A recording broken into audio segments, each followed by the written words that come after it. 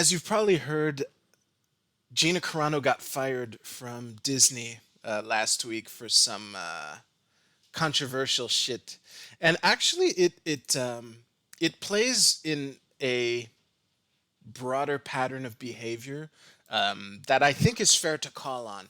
Now, as a reminder to those of you who aren't familiar with this channel, you can't read someone's mind, no matter how badly you would like to believe that you can, you can't. And if you want to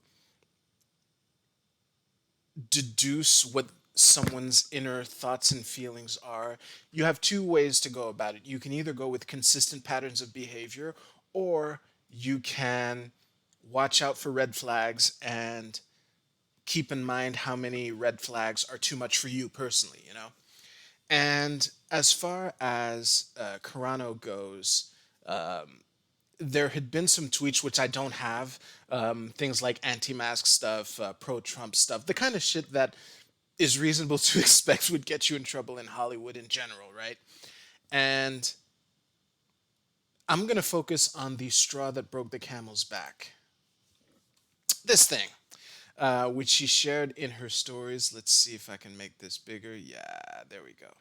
So I'll read it anyway. I'm assuming that you're already familiar with this. So there's, this picture from Nazi Germany, and it reads, Jews were beaten in the streets not by Nazi soldiers, but by their neighbors, even by children.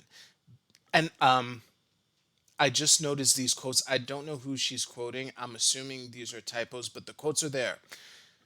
It reads, because history is edited, most people today don't realize that to get to the point where Nazi soldiers could easily round up thousands of Jews, the government first made their own neighbors hate them simply for being Jews. How is that any different from hating someone for their political views? And long story short, there was like a Fire Gina Carano that became that went trending on Twitter and shit like that. And shortly thereafter, she was fired. Now, the bottom line is, as I said earlier, you can never opine or know what's in someone else's mind, right? The thing to know is whether you like it or not.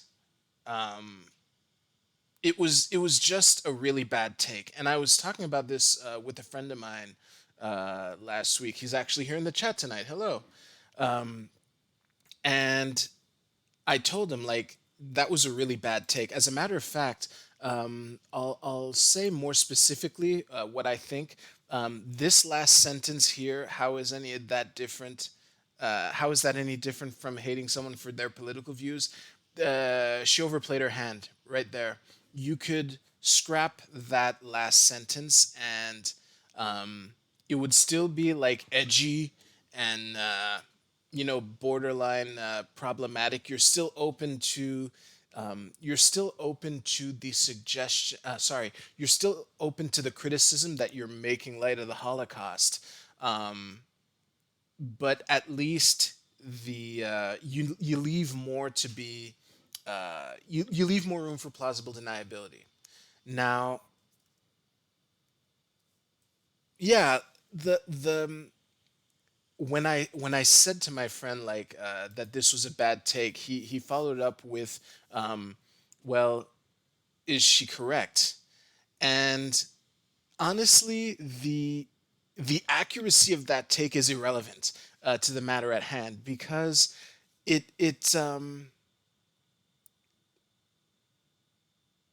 for a show like The Mandalorian that you're on, I would say The Mandalorian is arguably the most popular show in at least the Western world since like Game of Thrones. You being a character in that show, you can't really separate yourself. Like, whether you should or shouldn't is a different conversation, but the bottom line is when you are part of such a huge project with such massive exposure, you're kind of representing the brand. And at that point, specifically, according to Investopedia in October, Disney is the second biggest company in the world right now, at hundreds of billions of dollars. Okay, and when you're when you're working with people like that, and you're like it or not, she's fucking comparing herself to the Jews in Nazi Germany. I mean, the the the implication was there from the beginning, but that last sentence fucking cements it, right?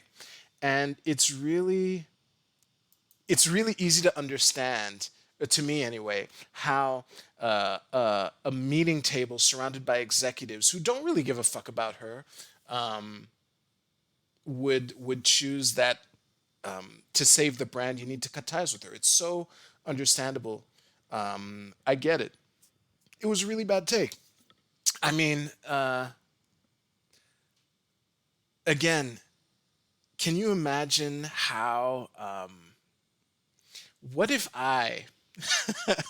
Can you imagine how insufferable I would be to hang around if every time something didn't go my way, I would make some comparison to slavery?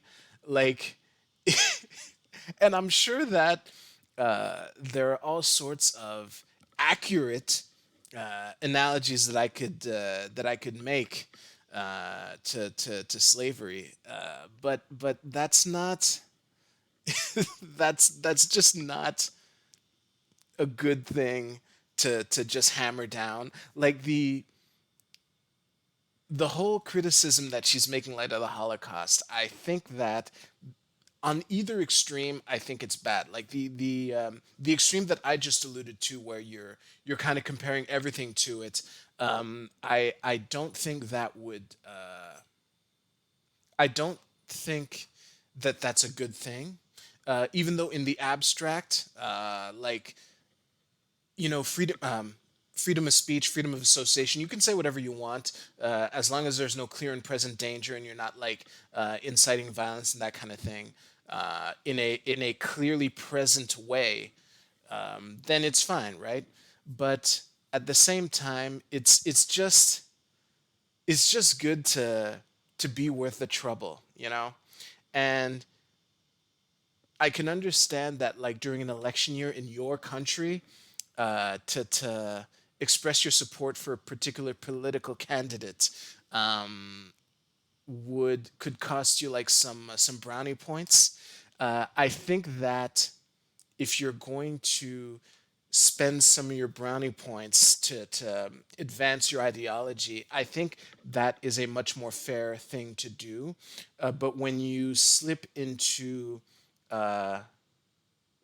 darker territory, like, comparing yourself to Jews in Nazi Germany, that's the kind of thing I could totally understand how someone in that theoretical board of Disney executives would consider that one red flag too many and say, "Hey, we got to save the show. We don't want to be the show with the girl who compared herself to Jews in Nazi Germany." So so yeah, I think that, as far as freedom of association goes, I'm totally for it. Um, yeah, I'm as close to a free speech absolutist as you'll find, and I'm as close to a freedom of association absolutist as you'll find. Um, I was thinking about this earlier. I would be very curious to see how many people, no, of the people who criticize Carano for making light of the Holocaust. And let's say that of those people, let's just consider the subgroup of people who are associated with a multi-billion-dollar company like CNN or MSNBC or whatever. I'd be curious to know how many of those people compared Trump to Hitler, how often, and it's, again, the for the in the context of this conversation, the accuracy of these comparisons is irrelevant. It doesn't really matter. But yeah, it would be really interesting for me to find out. Now, on another note, I realized, while thinking of this, and this is why I'm making this a segment instead of just glossing over it at the beginning of this stream. Tuesday nights at 10 p.m. Eastern. If you're still watching, we'd love to have you here. I was I was in a similar situation myself. And I just want to preamble this. This is a very, very, very, very, very microscopic version of a situation similar to Gina's. So, as some of you may know, as a matter of fact, I think everyone here live knows this. I've been doing improv comedy for I think 5 years now. I lost count. COVID kind of screwed up everyone's perception of time. And if you do improv comedy in English in the Montreal area, there are only two places you could do it. One of them is Theatre St. Catherine, which I often refer to as TSC. That's what I mean when I say that. The other one is Montreal Improv. And I started at TSC and later on started getting involved with Montreal Improv. Best decision in my improv career. So many cool opportunities came directly from that. So good shit, good shit. However, I've been a libertarian for much longer than that, and I know when I'm getting involved with like getting involved in the arts with people who are much more progressive than I am even today. So I can only imagine back then, right? So the bottom line is when I realized that some of the shit that I was saying on this channel could potentially get me in trouble. Like honestly, at TSC, I'm golden there. I have such a good relationship with the theater and the people there. For me to get canceled at TSC, I would have to do something really bad, like unbelievably bad. But the threshold for Montreal Improv is much lower. And I know this isn't just in my head. I remember when I was there were people much more progressive than I am who were as worried, if not more, than me of getting canceled. So I decided to put the channel on hold.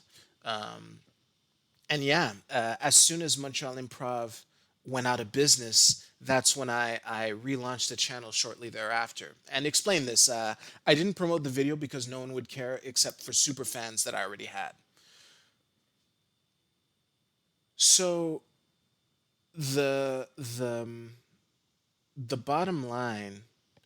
Oh yeah, and I forgot to mention that was absolutely the right decision because as I've covered earlier on this channel, I said some really dumb things about Charlottesville, and had someone challenged me at the time, I would have doubled down on that shit for sure. And yeah, the last factor that I wanna make sure I convey is that my relationship with the key decision makers at either venue is irrelevant. Just like I'm sure there are people who voted to fire Gina Carano who maybe even are Trump supporters themselves or like her or whatever. But the key question is would these people, if an outrage mob came to them demanding that they cut ties with me, would the decision makers give them what they want despite not personally wanting them and despite personally not wanting to? And the answer is much, much more likely to be yes at Montreal Improv than it was at Theatre St. Catherine, which is why I decided to put this channel on hold. And as a matter of fact, now that Montreal Improv is back under new ownership, and the new owner is actually a friend of mine, it's still the answer is still probably yes. And yeah, I'm slowly preparing myself for the possibility that when live entertainment becomes a thing again and we can all watch live comedy, that I won't be welcome back at Montreal Improv for something that I haven't even said yet on this channel.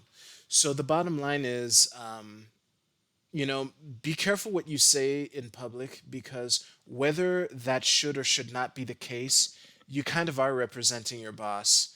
I'm sure that people intellectually know it shouldn't be the case, but it is. Kind of like how you present yourself, how you dress in public, and shit like that. It's the kind of thing that you can appreciate how unimportant it is, while your lizard brain still thinks it is. So yeah, that's food for thought. Thank you very much for watching. Hey, if you like this video, give it a like. And I do these live streams every Tuesday night at 10 p.m. Eastern. I would love to see you here. And yeah, I'll see you soon.